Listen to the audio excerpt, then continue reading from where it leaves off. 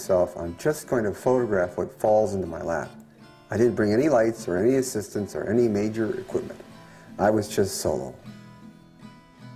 I stayed at a small beach hotel where the food was great and I made friends with Fina, the cook. The first day, I went out with my guide Omar, who took me to the small locals beach. We drove up in the car, and Omar introduced me to the local surf girls. I spent the afternoon getting to know them and shooting pictures. And I like a relaxed atmosphere when I shoot, so I asked them to run in the surf, to walk, and just interact with each other. After a while, they stopped posing for the camera and started doing what comes naturally. My job in that sense is to patiently guide them to a place where they start revealing who they really are. I believe in the element of fun in photographs. If your subjects are having a good time, the camera's going to like it. One of the things I recognized about Emily was just how comfortable she was in and around the water. When she grabbed her surfboard and got in the water, smiles started happening, motion started happening. She was alive and she was free.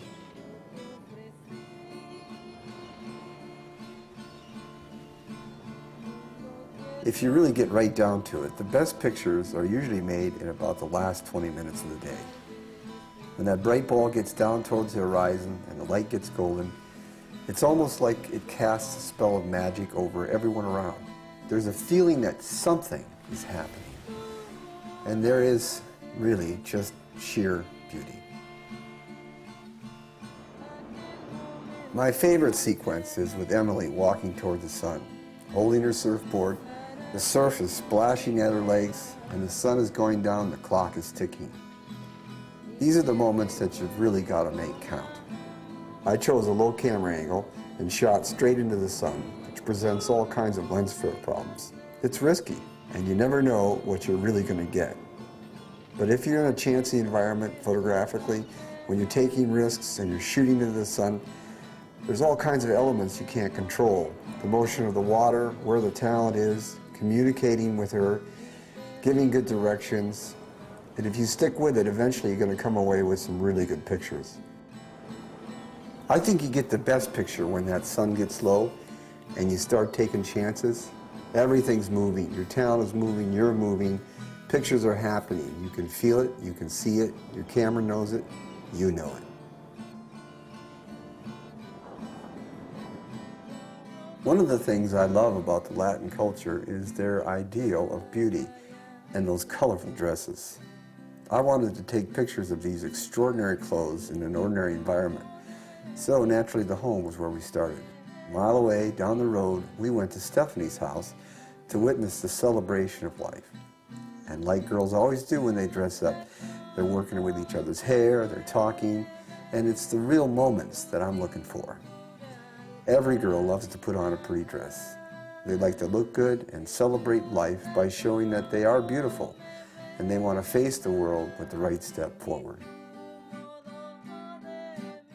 I always like to create an emotional context for people to respond or move or think. In this case, Emily was to announce to her best friend that she just got engaged. When she said it, a beautiful thing happened. For a moment, I got to witness what was really real. Next, we went to a small church. Of course, chaos is always present. The dogs started barking, chickens were all over the place, and the gate was locked. Yet amongst the noise and confusion, here were these three beautiful women dressed in colorful gowns, smiling at each other and feeling special. So I'd like to remind you to concentrate on your subjects and don't worry about the noise around you. The gate will open. And if you learn to tune out the noise and listen and watch with your minds, good pictures will appear.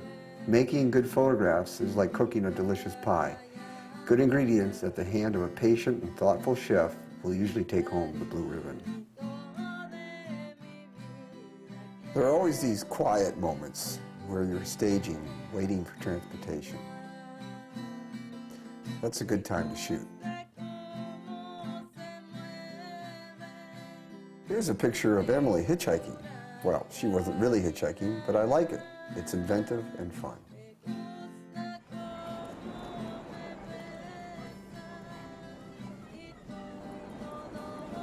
I generally start with the subjects doing something. After a while, they start forgetting that they're posing in front of the camera and they're just hanging out.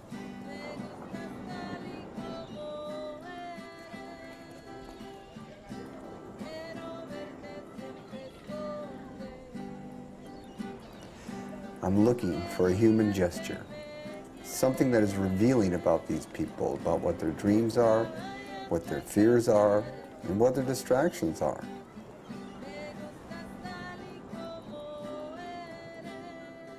The next day, Omar and I pulled up to another small beach town, and there was a group of teenagers all in board shorts, tan and brown-skinned, acting cool and talking about their surfing exploits. I was fascinated by all this. When I asked them if they'd be the subject of the camera, they were a little suspicious. But when they understood that I loved to surf, we all had a common ground, and that opened the door to the process of gaining their trust.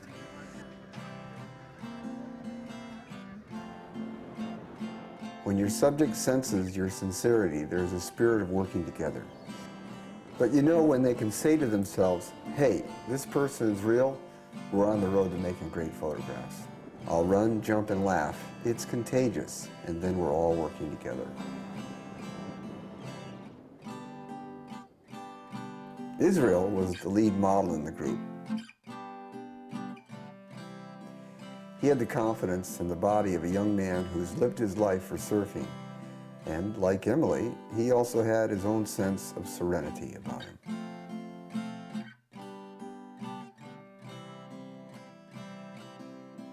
You know, the more time you spend with a group, the more comfortable they're going to get. And shooting teenagers is extra hard. But it's the connection that's always the magic moment. When people relate to each other, when they step out of their isolated boxes and say to their friends, I love you and care about you, or they hug and touch, that's when pictures come alive.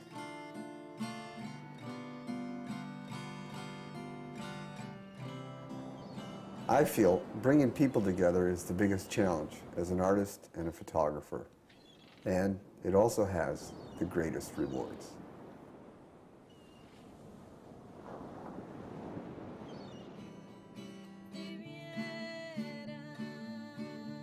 One of the most compelling aspects of photography to me is portraiture.